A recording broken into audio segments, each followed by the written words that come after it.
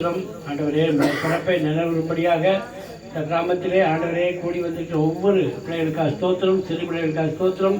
ஆண்டவரே உங்களுடைய பிறப்பில் எல்லா தளத்துக்கும் மிகுந்த சந்தோஷத்தை உண்டாக நற்செய்தியை கேட்கிற ஒவ்வொருவரும் கத்தாவே ஆண்டவரே ஏற்றுக்கொள்ளாத பிள்ளைகள் ஏற்றுக்கொள்ள, ஆண்டவரே பின்பற்றாத பிள்ளைகள் பின்பற்ற, ஆண்டவரே உமக்கு உகந்த பிள்ளைகளாக நடக்க ஒவ்வொருவரையும் ஆசிரியங்க சேவை செய்து ஆண்டவரே எல்லோருக்கும் பிரேதமாக இருக்கு கத்தாவே.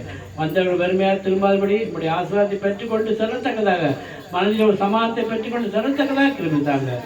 நீர் எங்களை மறைத்து நீர் வழிபடுங்க ஆண்டவரே. உடைய கரம் உடைய நாம் மட்டும் மயப்பட்டு துதியான மயமனமாக எடுக்கிறோம். இயேசு கிறிஸ்து நாமத்தில் கேட்கிறோம். இன்னைக்கு உங்கள் மத்தியில எதுக்காக ஏசப்பா பூமிக்கு வந்தார் என்பதை சில வார்த்தைகள் மூலமா ஆண்டவர் இவ்வளவு நேரம் பாட்டு மூலியமா நான் பேசினேன். எனக்கு ஆண்டவர் வெளிப்படுத்தின வச்சு நான் பேசினேன். இப்ப வசனத்தின் மூலியமா சில வார்த்தைகளை கர்த்தர் உங்களோடு பேச இருக்கிறார். கர்த்தர் நல்லவர். எங்கள் அன்பின் பரலோக பிதாவே, உங்களுக்கு நன்றி சாமி. நீ பிறந்த இந்த கிறிஸ்து பிறந்த இந்த நாள்ல இந்த ஒவ்வொரு மக்கள் மத்தியில கர்த்தர் ஆண்டவர் இந்த கூட்டங்களை அந்த ஆயத்தப்படுத்தி தந்தீர் ஆண்டவே. அந்த பிள்ளைகளுக்கு ஏற்ற வண்ணமாக நீங்கள் வார்த்தைகளை நீங்க பேசுங்கப்பா. எங்களுக்கு ஏற்ற வண்ணமாக நீங்க பேசுங்க சுவாமி. உங்களுடைய வார்த்தையும் அது ஒவ்வொருவரும் பலப்படுத்திட்டு ஆண்டவரே. உங்களுடைய வார்த்தை ஒவ்வொருவரையும் ஆண்டவரை ஆறுதல் படுத்திட்டு ஆண்டவரே. உமக்கு நன்றி சுவாமி. நீரே பொருட்படுத்துங்க. அது பேசி நாம் கேட்கிறது பாருங்க. லூக்கா எழுதின சுவிசேஷம் 2ஆம் அதிகாரம்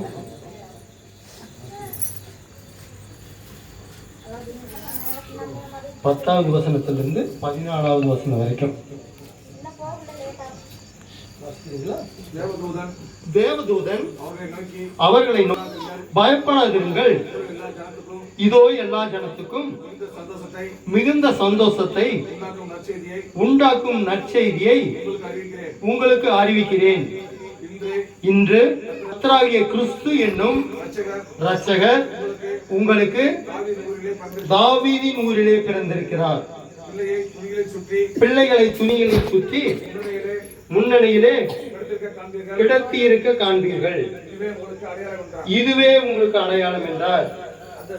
அந்த சனமே பரமசேனையின் திறன் அந்த தூதனுடனே தோன்றி உன்னதத்தில் இருக்கிற தேவனுக்கு மகிமையும் பூமியிலே சமாதானமும் மனுஷர் மேல் பிரியமும் உண்டாவதாக என்று சொல்லி தேவனை துதித்தார்கள். கர்த்தருக்கு ஸ்தோத்திரம். ஹல்லேலூயா.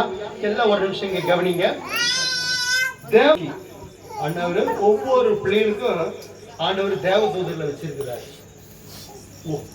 ஒவ்வொரு பிள்ளைகளும் பூமியில பிறந்த ஒவ்வொரு பிள்ளைகளுக்கும் 2 தூதர்களை கர்த்தர் வச்சிருக்கிறார். அந்த 2 தூதர்கள் அந்த 2 தூதர்கள் நம்மள ஜீவ புஸ்தகத்துல நம்ம ஒவ்வொரு நாளும் என்னென்ன பண்றோம் அப்படிங்கறத அவர் ஜீவ புஸ்தகத்துல எழுதி வைப்பார்.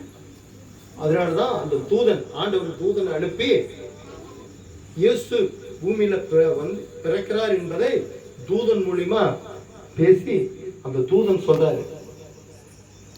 தேவதூதன் அவர்களை நோக்கி பயப்படாதிருங்கள், இதோ எல்லா ஜனத்திற்கும் மிகுந்த சந்தோஷத்தை உண்டாக்கும் நற்செய்தியை உங்களுக்கு அறிவிக்கிறேன். இந்த கர்த்தராகிய இயேசு கிறிஸ்து தாவீதின் ஊர் என்ற ஊர் அதுல தாவீதுங்கிற ஒரு கிராமம். பெத்லகேம். அந்த பெத்லகேம் அந்த ஊர் பாத்தீங்கன்னா உலகத்தின் மத்திய பகுதியில் இருக்குது. அதாவது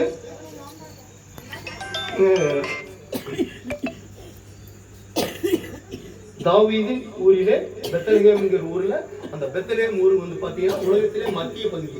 இன்னைக்கு மேப் எடுத்து பாத்தீங்கன்னா அந்த மேப்ல தெரியும். அப்ப இயேசு பிறந்தாருங்கிறது இது ஒரு பெரிய சாட்சி. ஏன் மத்திய பகுதியில ஏன் ஆண்டவர் ஏசப்பா பிறந்தாரு? ஏங்க நம்ம ஊர்ல நம்ம இந்த சைடு பிறந்திருக்கலாம் இல்லையா? இல்ல வேற எங்காச்சும் போய் ஆண்டவர் வேற ஊர்ல பிறந்திருக்கலாம் இல்லையா? ஏன் மத்திய பகுதியில பிறந்தாரு? உலகம் பூரா அவர்னால் உண்டாக்கப்பட்டது. ஹல்லேலூயா. வானம், பூமி, நட்சத்திரங்கள், சூரியன், சந்திரன், அவர் உண்டாக்கின செடி, கொடி, மரம், புல், பூண்டு, 2வது பாத்தீங்கன்னா இது மிருகங்கள், காட்டு மிருகங்கள், நாட்டு மிருகங்கள், ஊரும் பிராணிகள், நீர்வாழ் மீன்கள், ஜீவ ஜந்துக்கள், பூமியில ஊர்ற ஜீவ ஜந்துக்கள் எல்லாத்தையும் அவர் உண்டாக்கினார். அப்போ எல்லாத்தையும் உண்டாக்கிட்டு மனுஷன் பூமியில மனுஷனை உண்டாக்கணும். ஏதேம் தோட்டத்தையும் உண்டாக்கி அந்த ஏதேம் தோட்டத்தை ஆளணுங்கிறதுக்காக தான் ஏதேம் தோட்டத்தை ஆண்டவர் உண்டாக்குனார். ஏதேம் தோட்டத்துல போய் அந்த ஆதாமை கொண்டு போய் அங்க வச்சார். ஆதாமை உருவாக்கி ஆதாமுக்கு அயர்ந்த நித்திரையை வர வச்சு அவருடைய விழா இருந்து எடுத்து ஏவாளை உருவாக்குனார்.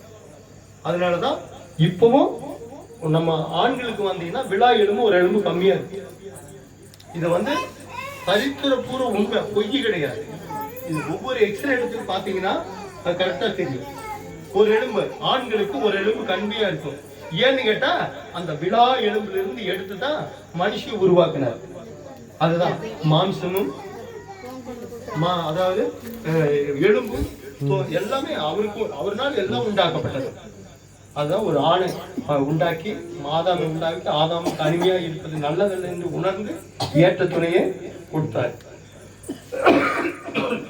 ஏசப்பா ஏற்ற துணையை கொடுத்து அவங்களை கொண்டு ஏதேம் தோட்டத்துல வச்சாங்க. ஆனா ஆண்டுடைய வார்த்தைக்கு கீழ்ப்படியாதனாலதான் இன்று வரையும் நம்ம பாடுகளை சந்திச்சுக்கிட்டு இருக்கிறோம், கஷ்டத்தை சந்திச்சுட்டு இருக்கிறோம், பிரச்சனைகளை சந்திச்சுக்கிட்டு இருக்கிறோம். குடும்பத்துல பாத்தீங்கன்னா கணவர் மனைவிக்குள்ள பிரச்சனை வர்றதுக்கு காரணம் என்னன்னா சாத்தான் ஆதியிலே செய்த அந்த சாத்தான் மூலியமா உண்டானதுனாலதான் பிரச்சனை உருவாகுது. அப்போ அந்த உருவான ஆண்டுடைய வார்த்தைக்கு கீழ்ப்படியாதனால, அப்ப ஆண்டுடைய வார்த்தைக்கு கீழ்ப்படிஞ்சிருந்தா நம்ம இந்த பாடுகள் எல்லாம் சந்திக்க வேண்டியது இருந்திருக்காது. அப்போ ஆண்டவர் ஆதாம் ஏவாளை எப்படி உருவாக்குறங்கிறத சில வசனம் மூலியமா இருக்கு. அதெல்லாம் பேசிட்டு இருந்தா ரொம்ப லேட் ஆகும். அதனால தாவீது பெத்லகேம் ஒரு உலகத்தின் மத்திய பகுதி. அது பிறந்து உலகத்தில் இருக்கிற எல்லா ஜனங்களும் அவருடைய வரியில எல்லாரும் அவருடைய கண்களும் அவரை பார்க்கும் என்று வேதம் சொல்லுகிறது. அவர் வருகை சமயமாய் இருக்கிறது. அதான் மனம் திரும்புங்கள், எல்லாம் மனம் திரும்ப வேண்டும் என்று ஆண்டவர் எல்லாரும் மனம் திரும்பி ஆண்டவரை ஏற்றுக்கொள்ளணுங்கிறதுனாலதான் அவருடைய வருகை தாமதமாய் கொண்டிருக்கிறது. அல்லேலூயா. எல்லாரும் மனம் திரும்பி ஏசப்பாவை கர்த்தர் அவருடைய வருகை ஆண்டவர் வந்து ஒவ்வொருவரையும் நம்ம அதாவது முதலாவது ஆண்டவர் கர்த்தரை எல்லாத்தையும் உயிரோட மரித்தவர்கள் உயிரோட இருப்பார். பின்பு உயிரோட இருக்கவங்க எல்லாம் இமைப்பொழுது அவர் இடத்துல கூட்டிட்டு போவார். ஒருபோதும் நம்மள இந்த பூமியில வெறுமையா விட தேவையில்ல. அதனால ஆண்டவரை முழுமையா ஏற்றுக்கொள்ளணும். அப்ப பெத்லகேம் ஊர்ல பிறந்தார். அப்புறம் மனம் திரும்ப அதாவது பாத்தீங்கன்னா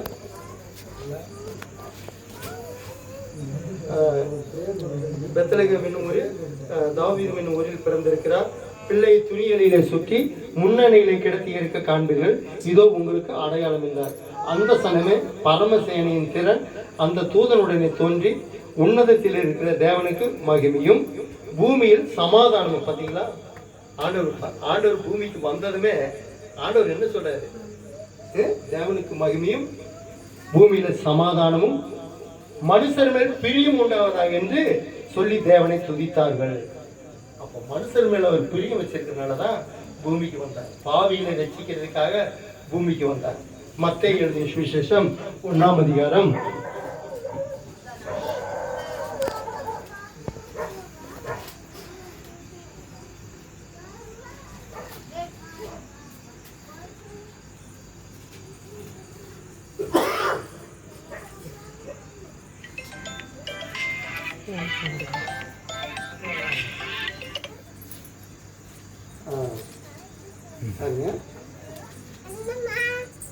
21ஆவது வசனம்.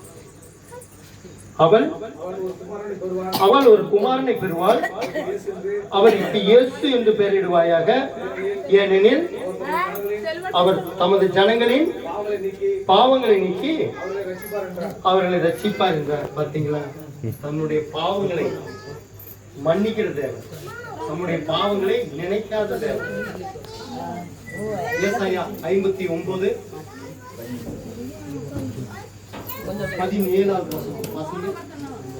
ஏசாயா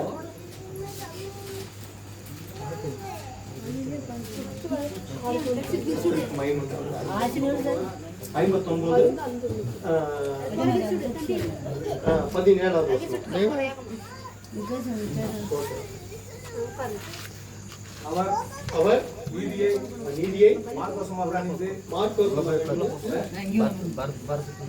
19ஆம் அதிகாரம் 17வது ஏசாயா 59